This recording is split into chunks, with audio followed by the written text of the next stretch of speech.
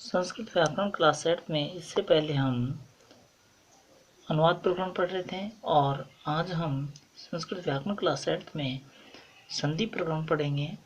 संधि की शुरुआत करेंगे और देखिए आप संधि में सबसे पहले है इसकी परिभाषा। दो वर्णों के परस्पर मेल को संधि कहते हैं। दो वर्णों के परस्पर मेल को संधि कहते हैं। वर्ण संधानम संधि, ये संस्कृत में है वर्ण संधानम संधि, और हिंदी में आप देख रहे हैं कि दो वर्णों मतलब दो अक्षरों के परस्पर मेल को संधि कहते हैं। दो वर्णों के परस्पर मतलब परस्पर का मतलब होता है आपस में जो मेल होता है, जो समझौता होता है, उसको हम संधि कहते हैं। संस्कृत व्याकरण में संधि के 3 भेद होते हैं। संस्कृत व्याकरण में संधि के कितने भेद होते हैं? 3 होते हैं। सबसे पहली अच संधि। कौन सी? अच संधि। संस्कृत में कहते हैं, लेकिन इसको हिंदी में स्वर संधि कहते हैं। हिंदी में क्या कहते हैं इसको? स्वर संधि। और आपको होता है जहाँ स्वर आते हैं वहाँ स्वर संधि होती है। दूसरी जो संधि है वो है हल संधि। दूसरी है हल संधि, जिसको हम हिंदी में कहेंगे व्यंजन संधि। क्या कहेंगे? व्यंजन संधि। संस्कृत में तो हल संधि और हिंदी में व्यंजन संधि। तीसरी है विसर्ग संधि। तीसरी कौन संधि है? विसर्ग संधि। और विसर्ग का मीन्स ये होता है। विसर्ग का मीन्स क्या होता है? ये होता है दो जहाँ पर बिंदुएं किसी शब्द के आगे होती हैं, किसी वर्ण के आगे होते हैं, तो वो विसर्ग कहलाता है। तो ये थी विसर्ग संधि। अब देखिए आप अच संधि। पहली संधि कौन सी थी? अच संधि मतलब स्वर संधि।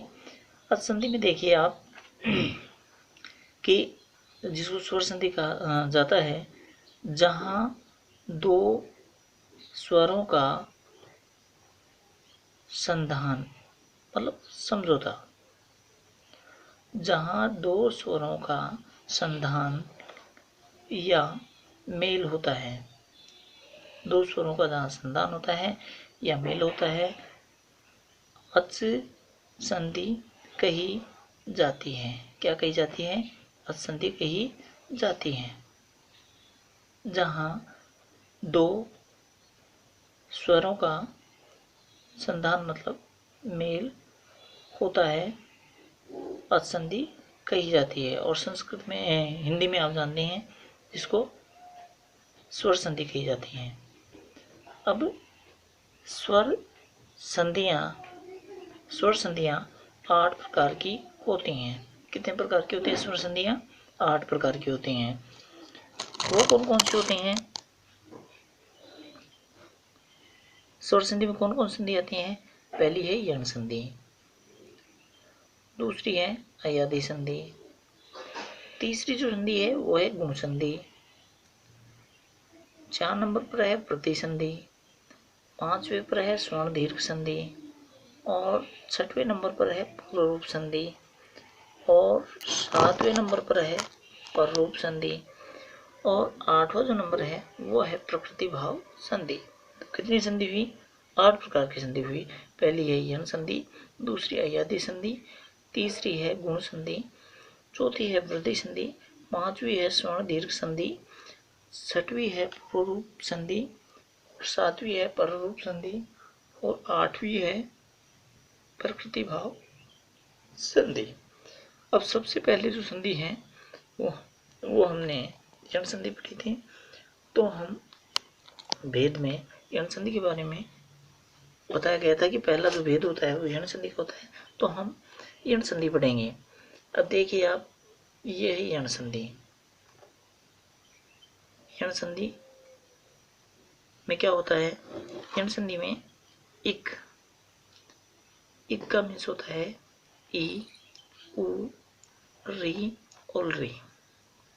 इसका मतलब ई उ री और री के स्थान पर, मतलब ये प्लस से पहले आने चाहिए अक्सर, ई उ री और री के स्थान पर यण होता है। क्या होता है? यण। यण का मतलब ई के स्थान पर ये हो जाएगा, अगर प्लस से पहले ई है तो ई का ये हो जाएगा, उ के बाद में वे हो जाएगा, री के बाद में र हो जाएगा और री के बाद में ल हो जाएगा। प्लस से पहले वाले अक्षर आए तब ये प्लस से पहले अक्षर आएंगे, प्लस से पहले अक्षर आएंगे ये तो इनके स्थान पर ये हो जाएंगे। लेकिन आप इसके बाद में अच प्लस के बाद में हो तो, मतलब स्वर प्लस के बाद में हो तो, कोई भी स्वर प्लस के बाद में हो तो एक के स्थान पर यण हो जाता है। मतलब दोबारा बता रहे हैं कि ई के स्थान पर ये हो जाएगा, उ के स्थान पर वो हो जाएगा, री के स्थान पर र हो जाएगा और री के स्थान पर क्या हो जाएगा? ल हो जाएगा। ठीक है, तो देखिए आप, जैसे अति प्लस उत्तम, अति प्लस उत्तम, ठीक है।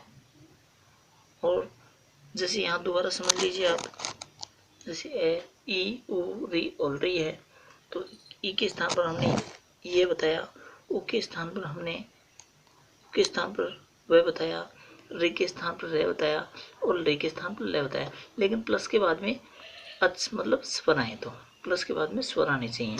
अब एग्जाम्पल देखिए आप, अति उत्तम, अति उत्तम, अति का जो ती है उसमें ई है, आपको पता है ती में ई है और प्लस के बाद उ है, क्या है? उ। ती में ई था, ती में ई था, ई का क्या हो जाएगा? ये है। अब ती में से ई निकालेंगे तो ये बचेगा, ती में से ई निकालेंगे तो आधा बचेगा, ई के स्थान पर ये हो जाएगा,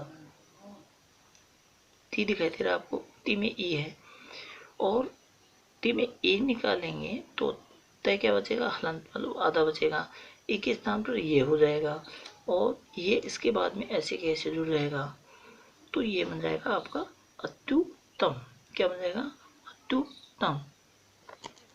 इसके बाद में आगे देखेंगे हम, इति प्लस अत्र है, इति में ई है, ई निकाल लेंगे तो आधा तय बचेगा, तो ई तय ये है, मतलब ई के स्थान पर ये हो जाएगा, आपको पता है। प्लस के बाद में ए है तो मतलब स्वर है, तो यहाँ पर ये पूरा जोड़ेंगे तो इति यत्र बन जाएगा।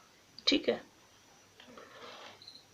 प्लस से पहले उ या उ हो और प्लस के बाद में मतलब स्वर हो तो इस उ का क्या हो जाएगा? वह हो जाएगा। जैसे अनु प्लस अय, अनु प्लस अय, अनु में क्या है? उ है, अनु में क्या है? उ, और उ निकालेंगे तो नए आधा बच जाएगा, उ का क्या हो जाएगा? वह हो जाएगा, प्लस अय, तो इसको मिलाएंगे तो ये बन जाएगा अन्वय। क्या बन जाएगा? अन्वय।